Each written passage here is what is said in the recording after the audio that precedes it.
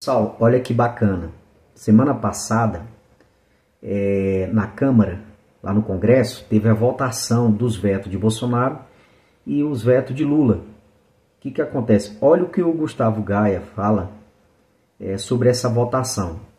É um começo muito grande, tá? Onde o governo Lula perdeu todas de lavada. Olha para você ver, acompanha esse vídeo aqui, ele falando aqui. O Brasil conseguiu obter vitórias impressionantes nas votações em relação aos vetos, veto do Bolsonaro e vetos do Lula.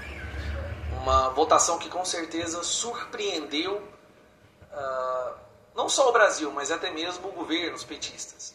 Dentro do grupo dos deputados do PT, lá mesmo eles estavam revoltados e percebendo que se desenha uma atmosfera muito parecida com aquela pré-impeachment da Dilma.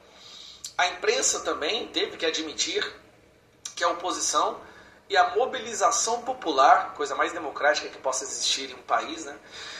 A mobilização popular fez um trabalho que impediu deputados e senadores de ficarem ao lado do governo. E essa é uma transição que está... Tá vendo? Quando o povo ele começa a pressionar os seus deputados, há uma resposta. Então nós, cidadão que pagamos impostos, tanto de deputado, juiz, senadores, governadores, e aí vai. A gente, como pagador de imposto, a gente tem que cobrar dos nossos parlamentares.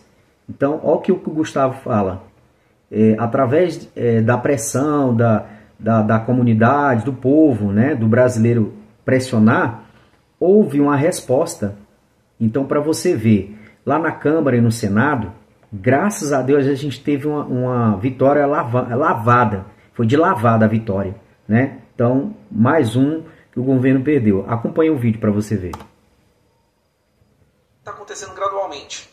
Cada vez mais nós estamos vendo deputados votando mais com a oposição do que com o governo, ou com as emendas, ou com a facção criminosa. Chegou ao ponto onde até mesmo o presidente do Congresso, que também é presidente do Senado, o Rodrigo Pacheco, aquele que se tornou um ventríloco dessa facção criminosa, teve que admitir e saiu na imprensa. Eu achei isso interessante, porque é a primeira vez em 1 ano e 6 meses que o Rodrigo Pacheco admite que a oposição trabalhou bem e é mais forte do que se imagina. Dá uma olhada nessa matéria.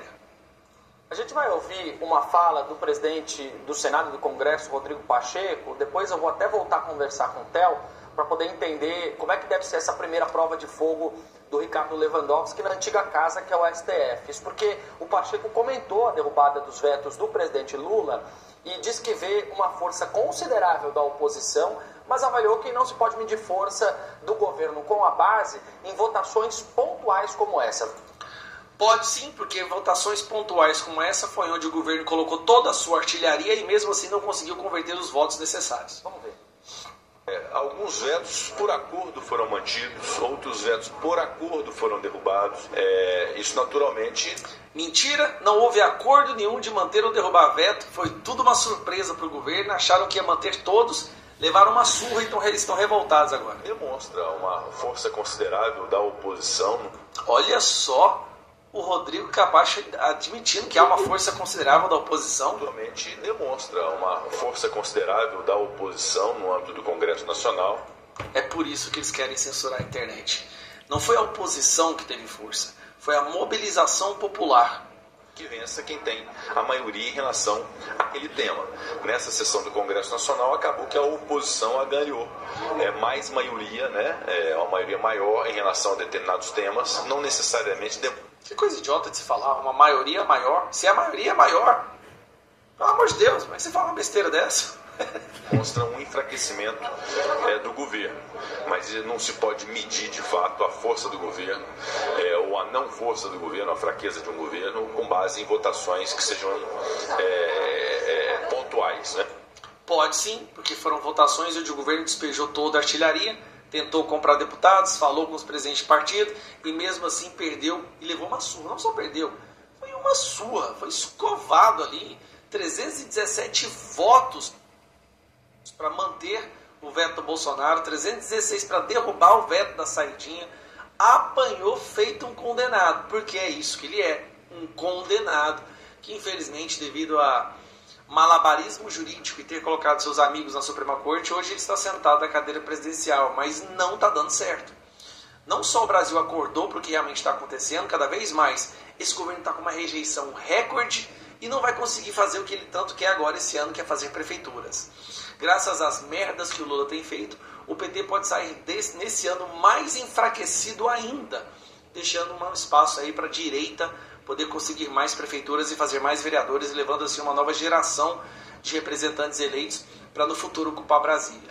E o Senado em 2026, se tudo continuar do jeito que está indo, o Senado em 2026 vai ter pelo menos uns 40 novos senadores de direita dispostos a colocar o Brasil de volta nos eixos.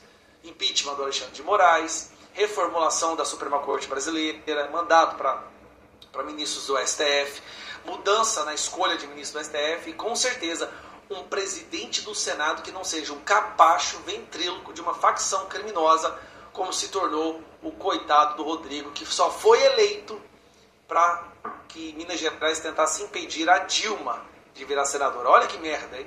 Seria 1000 vezes melhor se a Dilma virasse senadora, porque ela é de uma incompetência que ela não ia conseguir fazer nada. Ela ia virar uma espécie de cajuru no Senado.